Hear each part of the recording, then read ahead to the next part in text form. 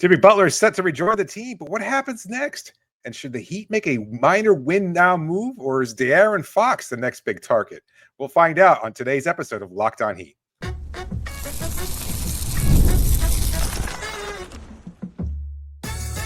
You are Locked On Heat, your daily Miami Heat podcast, part of the Locked On Podcast Network, your team every day.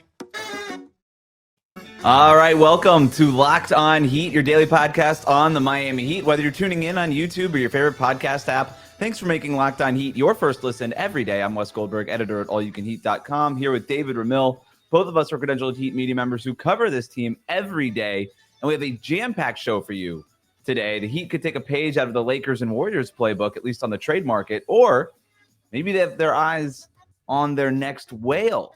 But first, the big Heat news of the day: Jimmy Butler, who's been away from the team for 10 days, is expected to be back with the team for practice on Tuesday.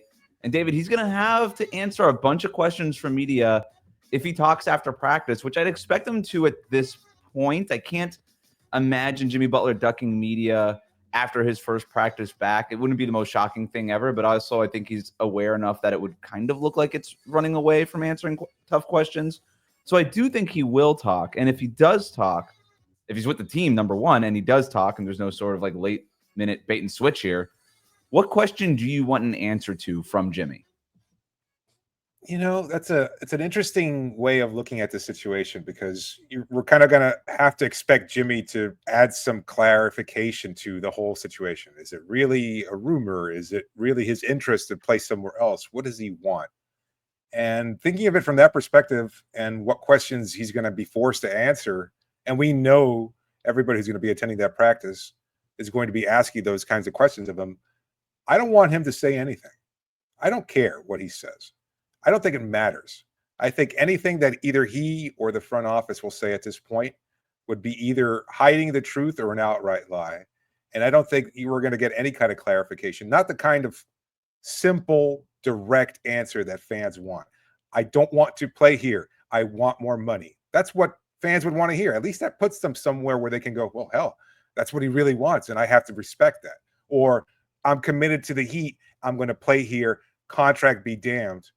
If he says something like that, then I could buy into it. Then I can understand, because he's at least giving some kind of clear answer that the fans and everybody in the media can just understand and run with that. And that's the focal point moving forward. But other than that, I think we're going to get a lot of hemming and hawing. Oh, it's just the media this. I like it when I'm in the spotlight. It's great that they're talking about me. What he said 2 weeks ago. Even Bernie Lee, like his most recent tweet, and we know that the most recent reports by Shams Charania have to have been gleaned from somewhere, most likely Lee himself. And Lee's refuting this and kind of playing cat and mouse with other media members. Oh, do I need a comment, this and that, making a joke of it, which is totally fine.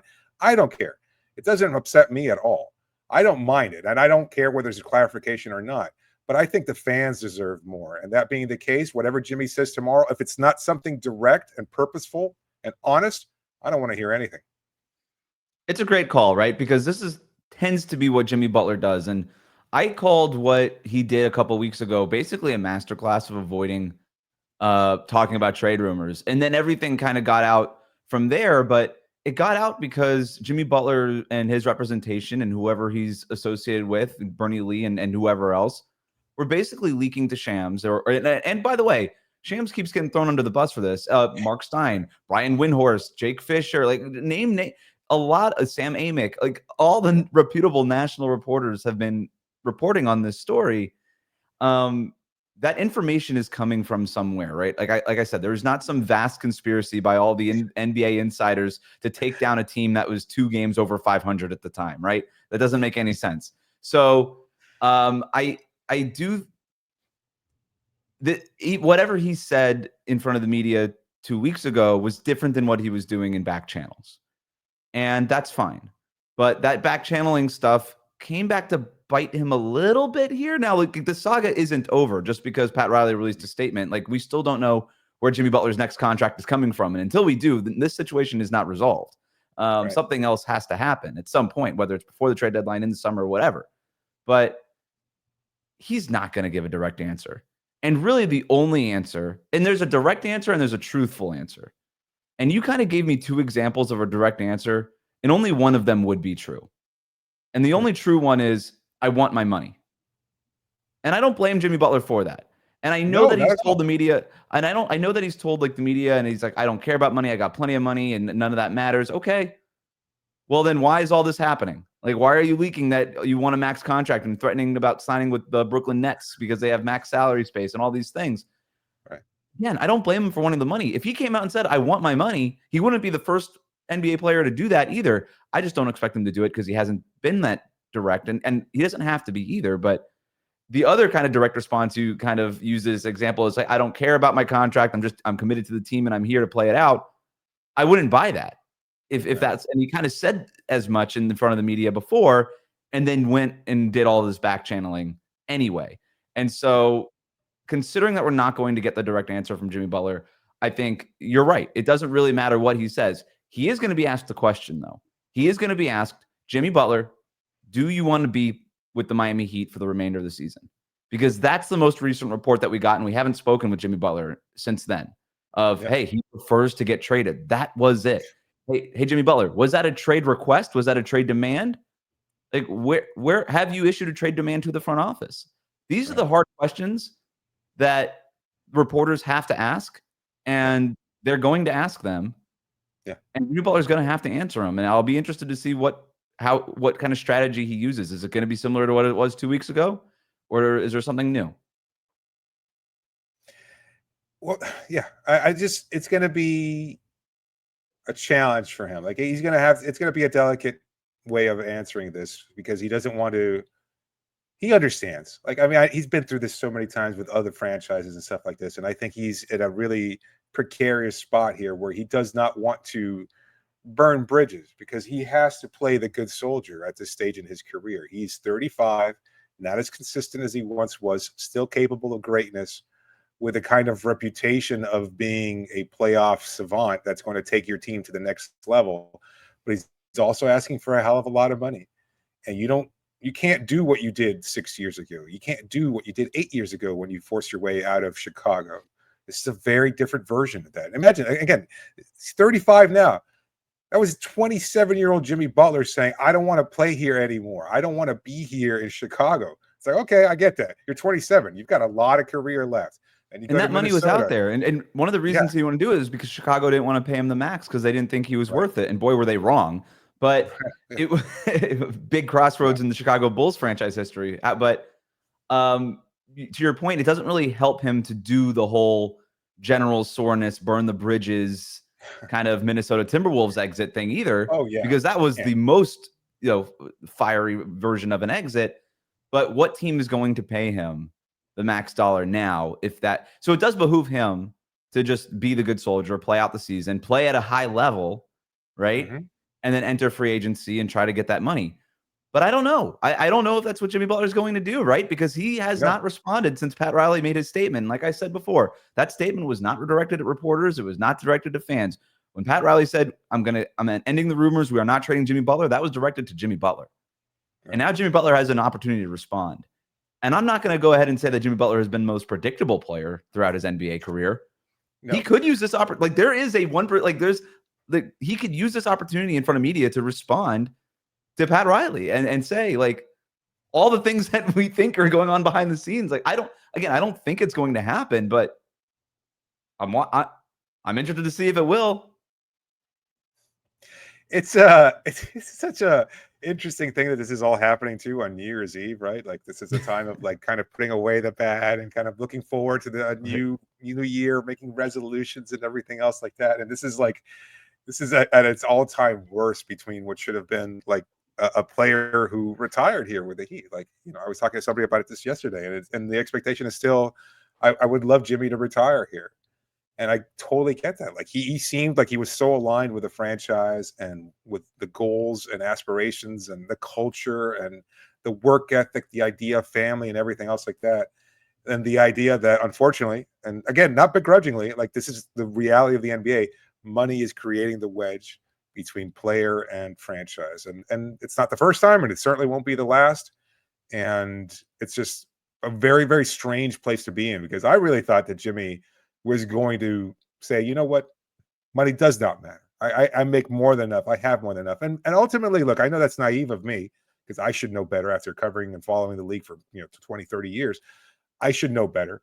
And at the same time, these things do happen. We do get the occasional player who takes less and is willing to take the hometown discount and things of that sort. But there's so much more baked into salaries at the NBA level. It's all about status. It's all about telling guys, I'm still a max guy, getting that kind of respect around the league. And considering the backgrounds for so many of the guys in the league and the beginnings, and looking at Jimmy's situation from homelessness in Tomball, Texas, to where he is now, I can't behoove him. I can't begrudge him the idea of wanting to get that next big paycheck before his career ends. I don't blame him at all. And if he could find it somewhere else, go for it, man. Like I won't. It would suck to see him go, but like you said, you can't blame him for something like that. Right. These careers are very short.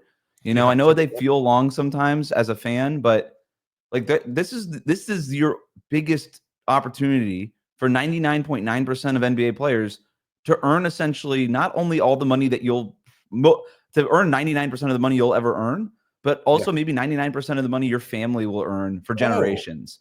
And so you've got to maximize every millionth of a dollar that is sort of at stake here for them. And I totally get it. So yeah, we probably won't get much from Jimmy Butler, but boy, is this press conference going to be watched if indeed he does talk to the media, which again, we still don't have any confirmation on that happening. Now, we have seen a couple of teams in Miami's position make some important additions to their rosters. And based on Pat Riley's recent comments, I think that he'd have a case to be the next team to make a trade. We'll talk about that next year on Locked On Heat. Today's episode is brought to you by RocketRx. As you're ready to boost your confidence and take control of the bedroom, RocketRx has the solution. Imagine feeling more prepared and performing at your best. RocketRx makes it simple and stress-free. RocketRx offers FDA-approved treatments for erectile dysfunction at a lower cost than branded alternatives. No more uncomfortable doctor visits or pharmacy trips. Everything's delivered straight to your door in discreet, plain packaging. With RocketRx, you'll get trusted care from a real U.S. clinical team. Complete a quick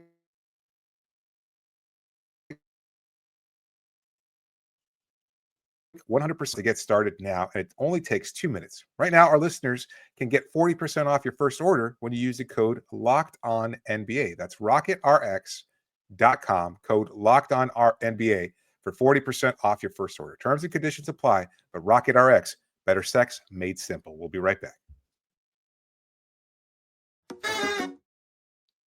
Thanks again for making Locked On Heat your first listen every day. Your favorite NBA team has a free daily newsletter. Introducing the Locked On Heat newsletter. One stop for ultimate Heat and league coverage with local analysis and amazing writing from Katie Heindel, Michael Shear, and Locked On fantasy basketball tips from Josh Lloyd. Sign up for free now at LockedOnDaily.com. So I want to turn our attention now to the trade deadline. Teams in Miami's position, teams with aging rosters, with a shrinking, if not closed, championship window.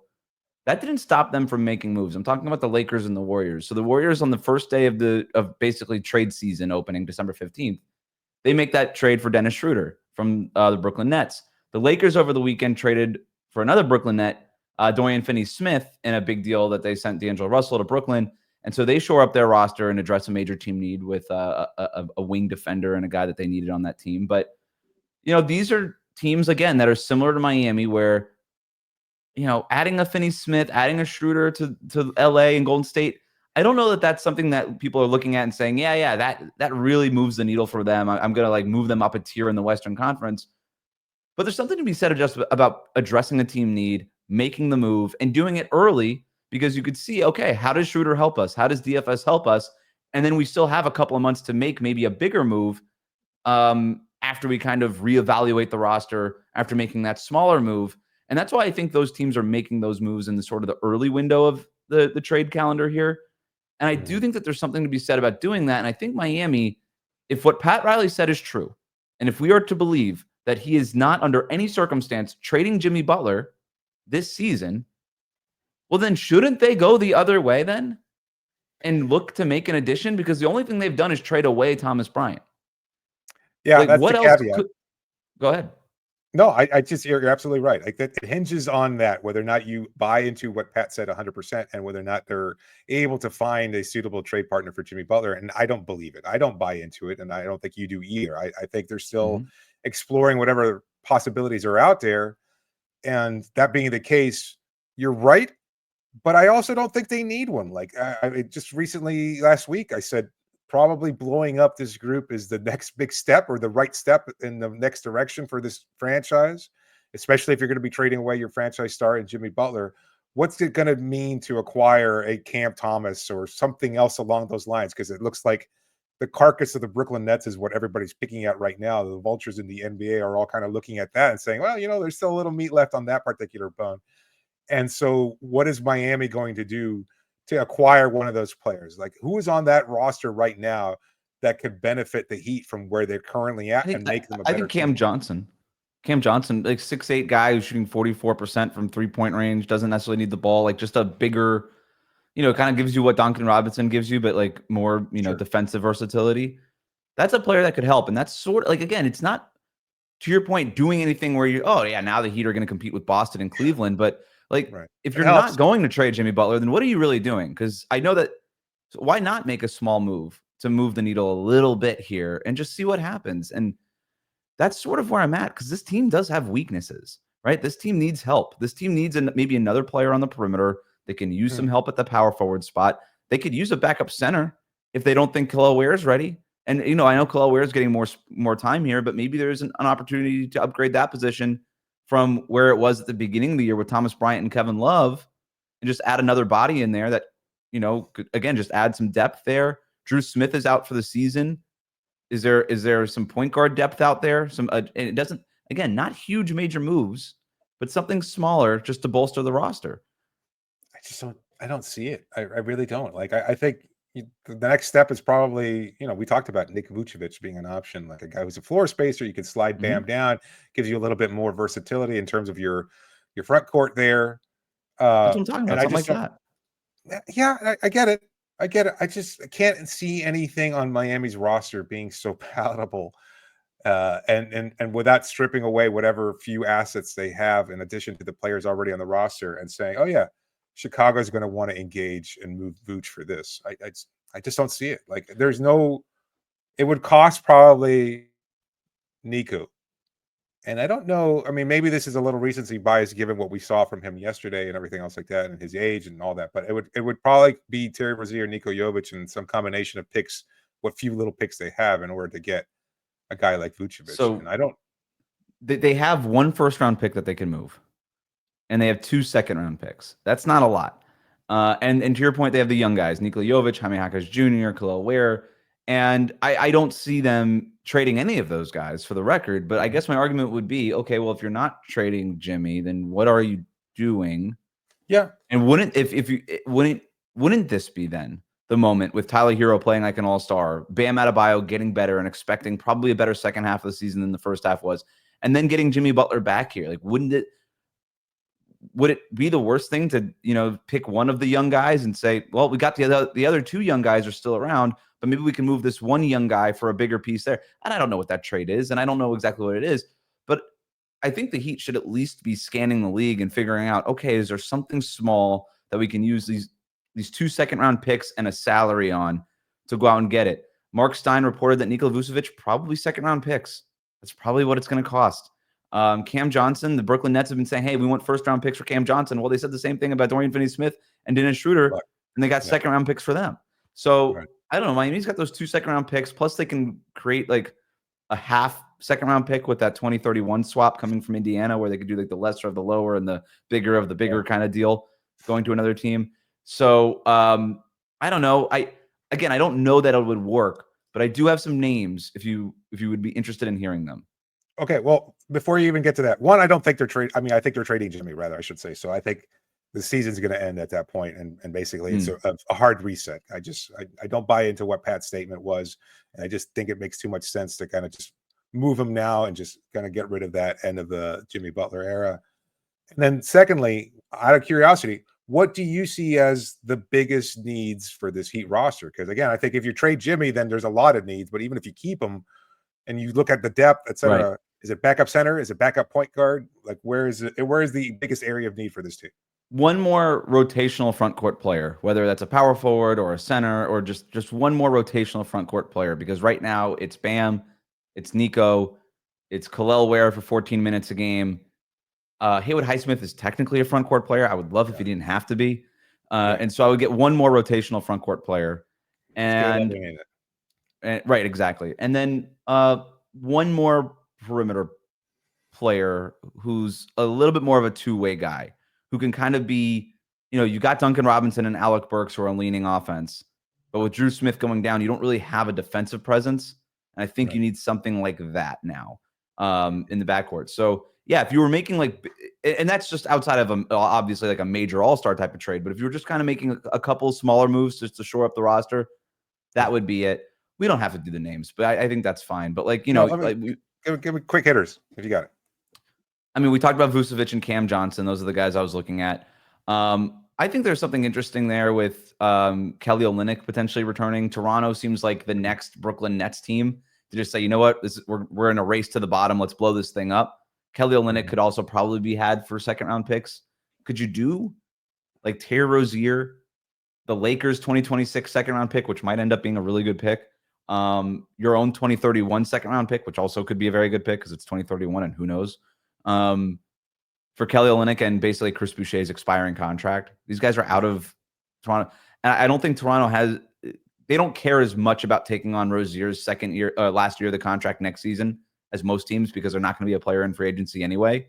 Right. Maybe that's a player who has a bounce back for them and they could trade him for a second-round pick next season. So I don't know, something like that. Or here's a crazy one. After the Lakers made their trade, they kind of have a hole now at point guard.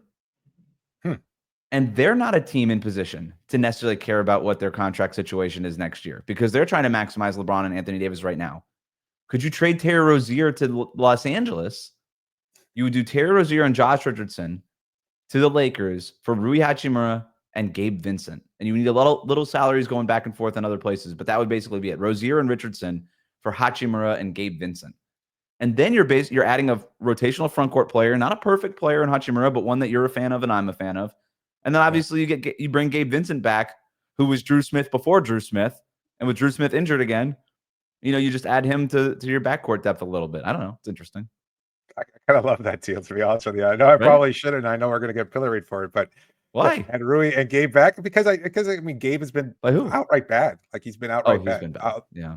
Although I think coming back to Miami, taking some time to rest and get back into the system that he was most comfortable and familiar with, I think he'd flourish here again, to be honest with you. Like, I think and not being asked to be this answer at point guard next to LeBron and just like, hey, just come off the bench, do Gabe Vincent things. That's all we need from you in Miami. Because there's just too much on him in LA right now. Yeah. Yeah, exactly right. So yeah, I kind of like that deal. I would love to see it. I just don't know that Terry Rozier. You know what? Hopefully they haven't seen any film of Terry over the last year. And it's just like, you know what? He's still a 25-point per game scorer in Charlotte. He's the spark that we need to take us back to the promised land. So let's hope that they do that. I think Rozier would be a better fit with the Lakers, kind of for the opposite reason, right? Like, he's somebody who you kind of want just in that scoring role, the way that D'Angelo Russell was. D'Angelo Russell was good for them coming off the bench. Like, you just have him replace D'Lo. It's like, all right, like LeBron's the one who's running the offense. That was the problem in Miami is that Jimmy Butler half the time didn't want to run the offense. LeBron all the time wants to run the offense. That's actually the problem with the Lakers. It's sort of the opposite problem. When he looks off LeBron, though, it's one thing to look off 21-year-old Niko Jovic or Jaime Jaquez, coming off the bench. But when you're holding the ball from perhaps the greatest player of all time, that's not going to endear you too much to that current, the composition of that locker room. So I don't know if it's going to work out necessarily.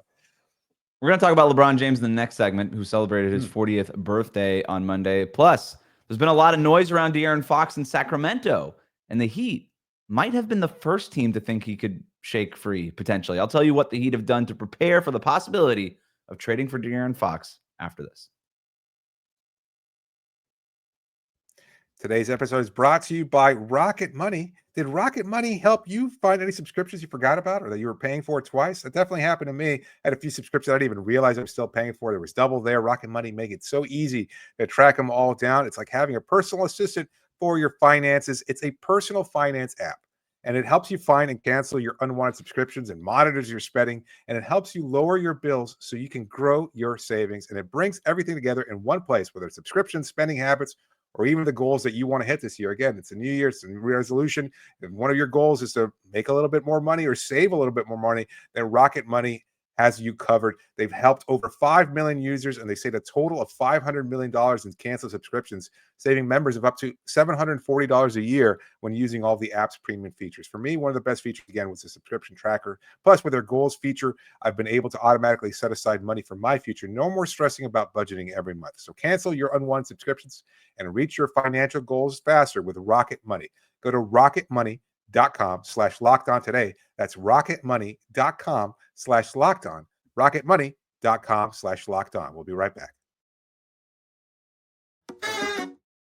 Thanks for making Locked On Heat your first listen every day. The best way to support the show is to like and subscribe on YouTube. Follow us on your favorite podcast app. David, a lot of noise coming out of Sacramento where the Kings fired Mike Brown. And some people think De'Aaron Fox is unhappy. Fox passed up a contract extension last summer because he wanted to see where the franchise was headed. According to ESPN, quote, Fox's decision not to sign an extension like his coach did this offseason sent a message that was consistent with his long-held priorities, winning and continuity. This season, and with Brown's dismissal, the team has done little of either, end quote. That's from Ramona Shelburne with a great reported feature for ESPN. So, De'Aaron Fox, we've gone from, what was it, Joel Embiid to Giannis to Jimmy Butler a little bit there. Now to De'Aaron Fox. We just kind of keep training our eye on the next potential whale to shake free, and it looks like De'Aaron Fox could be that guy. Do you think it's time for Whale Watch De'Aaron Fox edition? Foghorn? Foghorn. I was trying to, I don't know. Does that make sense? That makes sense as a sound bite. Foghorn? Like, I don't know what that has to do with whale hunting. It's Don't like, I don't no. know. Is that what No, I don't? when you're thinking of what's like a foghorn 19th, used for? well, it's to kind of in a foggy area again, and so you can either see the boat, and you kind of know where you are in the middle Yeah, of the so spot. boats. That's what I was thinking of. Close enough. Yeah, this isn't 18th century whale hunting. Ahab on the deck there of the Pequod, hunting things down with spears and no. Sorry, I'm not buying it. It's okay. I see something, an aquatic thing, but it could have been, what it would have been better? Like the sound of a lonely buoy somewhere in the middle of the water. But anyway, that's just my own poetic nature. Sound of a lonely buoy. Can you even make, what's the sound of a lonely buoy even sound like? Oh, lonely. You'll know it when you hear it. You know what you're That's I'm sure. I know it's foghorn. Anyway, no, I don't know. I think De'Aaron Fox is likely to get moved. I just don't. Again, I don't think Miami has anything that they'd be able to offer, and that would make a trade with them interesting. Like we've got some questions about, is Jimmy something the Sacramento Kings would want? And you know what? Yes, again, if they were willing to keep De'Aaron Fox, they're not going to move De'Aaron Fox for Jimmy Butler. They would move, DeMar DeRozan, something like that. They're not going. They want to be able to keep their big two of Sabonis and Fox, and add somebody like Jimmy who can help propel them to that next level and keep Fox happy. Keep Fox happy, right? Give them the taste of playoff success that they've been missing in Cowtown for a long while. And I don't see any way that Fox gets moved. I'd love for it to happen. He could make things ugly, and he's going to have to take a page out of several players' books and try to figure out how to make things uncomfortable in Sacramento. But if teams around the league are going to be poised to acquire said player, once he does make a stink about it, does Miami have the right combination of players and assets to outbid other groups out there? And I don't know that that's realistic either. So that's the thing. It's like the Houston Rockets are already been tied to De'Aaron Fox, and they could beat any Miami Heat offer basically in their sleep. Like there's nothing. Yeah. So the thing is with De'Aaron Fox, though, with the contract extension, he could threaten basically Houston and say, I'm not going to sign a contract extension with you if you trade for me. And that's the difference between this and the Damian Lillard situation from last summer, is that the Heat had so very little influence on that because Damian Lillard was under contract for 3 more seasons, where Fox does have a little bit more say-so in where he ends up. So unless he really wants to go to Miami, where he's got that relationship with Bam Adebayo, I could see him maybe, and if Jimmy Butler leaves, I can even see De'Aaron Fox being like, well, I could fill the void as the next star in Miami. Or certainly if Jimmy Butler just opts in, then you could say, well, I could join Jimmy Butler and Bam Adebayo in Miami, and maybe even Tyler Hero. I don't know what it would cost to get De'Aaron Fox. I would imagine that if Sacramento were to part with him, I don't think they would be interested in 35-year-old Jimmy Butler. Like, that doesn't make sense for them. They're probably looking for young players and picks, which the Heat have a few of, but not enough of. And so that part becomes difficult. So if you're the Heat, look, I said it at the time, when they announced their jersey partnership, the fact that in the press release, they announced that they did it with the help of Clutch Sports. And De'Aaron Fox, who signed with Clutch Sports, that was an olive branch. That was a sign. That was everybody know. We want everybody to know that the Miami Heat and Clutch are doing business together again. And you look at all the high-profile Clutch clients and the ones who could be realistically available over these next couple of years, De'Aaron Fox is at the top of that list. And so I think the Heat have been preparing for potentially a run at De'Aaron Fox, and I have no reporting on this. It's just me reading the tea leaves of press releases that everybody can get. But we always know that the Heat have a whale watch whiteboard somewhere in their office, and De'Aaron Fox's name has to be on that whiteboard somewhere. And so I think that they would love to get their hands on De'Aaron Fox and bring him to Miami. To your point, very difficult to envision how that would happen. But if De'Aaron Fox just basically says it's Miami or bust, we've seen it backfire before, but the situation is a little bit different because of the contract. Maybe there's a way for it. But I do think that it is time for whale watch for De'Aaron Fox. I don't see how the situation in Sacramento gets better. Like, I just don't see it. And it makes all the sense in the world for De'Aaron Fox to want a change of scenery.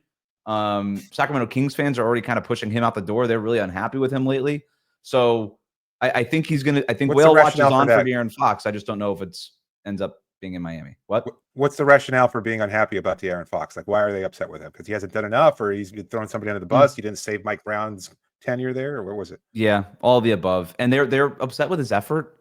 They're upset with like a lot of the things that some Heat fans are upset with Jimmy Butler with. They think that, they don't know if he's giving it his all every single night and all this stuff. And I got to be honest, like, I've heard some weird, like, I was watching the broadcast the other day before Mike Brown was fired. It was their loss against the Denver Nuggets, where they gave up a fourth quarter lead again, because that's all they've done all season. But even the broadcast was said like something really interesting. They were like, hey, this is not on Mike Brown. This is not on the coaching staff. This is on the players to get together and show some leadership. And I thought that was a really interesting comment from the home team broadcast team to make, because you and I know this, like the broadcasters know more than they let on a lot of the time. Yeah. And for them to be that blatant about it, they didn't name names, but it doesn't, like, okay, you need more leadership from that locker room. Well, you're not asking Keegan Murray to be that leader. Like, that's not his job on that team. Like, you'd go to, okay, who are the leaders on this team? It's De'Aaron Fox, it's Domantas Sabonis, and it's DeMar DeRozan. And if you really think about it, it's De'Aaron Fox's team. And so, like, I was like, yeah, there was some weird kind of rumblings coming out of Sacramento in terms of the leadership. So we could do the whole show about whether or not the Heat should even want De'Aaron Fox, if he is worthy to be the next whale. I don't know if we want to have that conversation right now because we're running out of time. Yeah. But those leadership concerns are there right now. It's never been an issue with De'Aaron Fox in the past, and it kind of feels like what he needs is a change of scenery, but it's something at least to monitor. Yeah, I agree. We'll save that conversation because I think it's just the expectations were bigger this year for that group, and unfortunately for them, they just weren't able to meet them. So, and unfortunately for Mike Brown too, who seems like a really good guy. But I know there was something else that you wanted to get to before we wrap up today's episode. I mean, happy birthday to LeBron James, who turned 40 on Monday. We finally get to stop saying, I can't believe this guy is almost 40.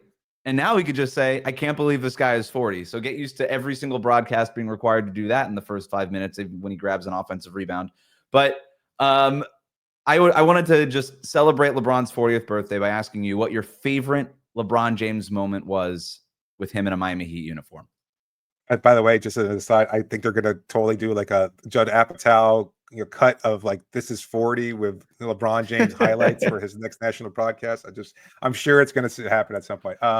My favorite memory, 2012, a lot of great on-court moments, but given where that season was, the first year of the Big Three in Miami, and the national hatred, the throwing of batteries in Cleveland, the us versus them mentality for a whole season, and the unfortunate loss of the Dallas Mavericks in the 2011 NBA Finals, for them to have that kind of season of redemption of LeBron kind of rebuilding his reputation, the hatred from the decision kind of waning, and then just carrying that team to a win over a young, hungry, and super talented Oklahoma City Thunder.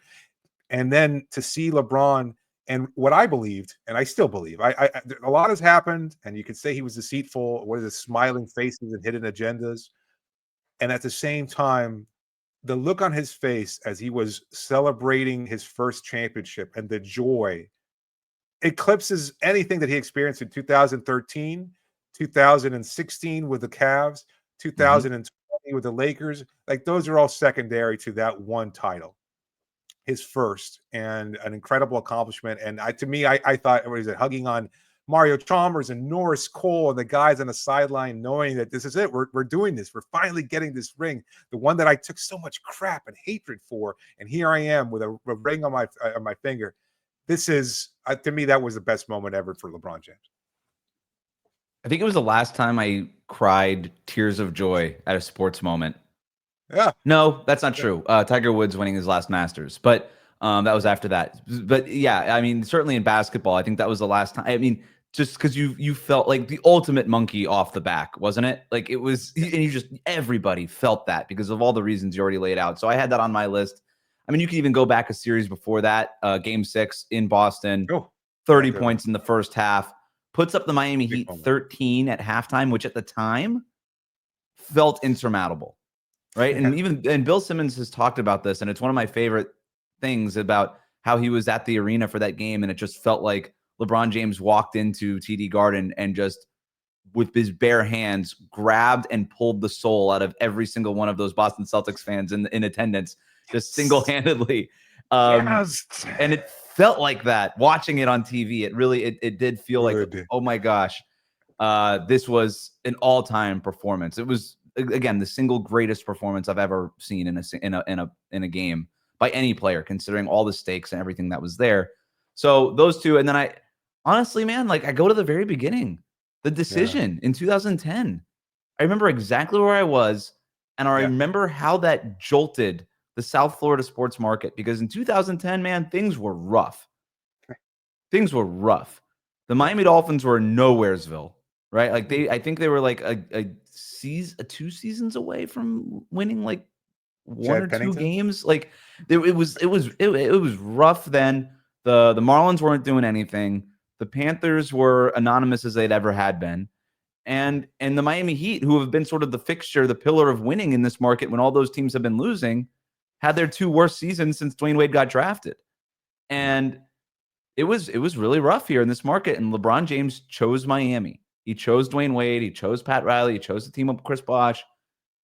And I just, the way that shook South Florida awake out of what had been a pretty hazy doldrum of sports fandom, that was immense. I mean, I just remember, that summer talking to my friends the next day, and everybody's like, what does this even mean? And just like literally just diagramming plays with my friends, like lousy plays that probably made no sense as me as a teenager, but like just being like, this is what we could do. I can't believe this is what we have. And feeling like when LeBron said not 1, not 2, not 3, not 4, not 5, not 7, believing it, being like, this is what is possible for us. And so the elation of that, the absolute joy of that. I mean, no wonder we were all celebrating prematurely, and no wonder it all happened the way it ended up happening. But to hell with the rest of the country. They can't understand. They'll never have that moment. They'll never have that moment. No, they never will. They'll never understand. And maybe it was wrong. And Charles Barkley and everybody else can complain about it. I would do it again 1 billion times out of 1 billion. I don't give a damn. Even if it cost you that 2011 championship, those moments that you're talking about, that joy from July when he made the announcement to the pre-season celebration of them coming out of the ground and the smoke. Maybe it was totally Miami. I don't give a damn. I'd do it again 100 times, man. All over again. I was watching the video of the 2012 championship locker room. They took like a video of the locker room. I was watching a video of that right before we got on and recording, and I was thinking about this, and I'm ready. I want to feel it again, David. I'm so ready for another championship, and we'd be so close. It would be different. We'd be in the locker room, so that would be a big difference too. I would be in the locker room. Yes, you're right. We'd be in the locker room. It would be a lot different. I'm ready. Yes. I'm ready for it. I'll bring my goggles. Just in case the Miami Heat were waiting on me. I'm ready. Thanks for making Locked On Heat your first listen every day. Like, comment, and subscribe on YouTube. Follow us on your favorite podcast app.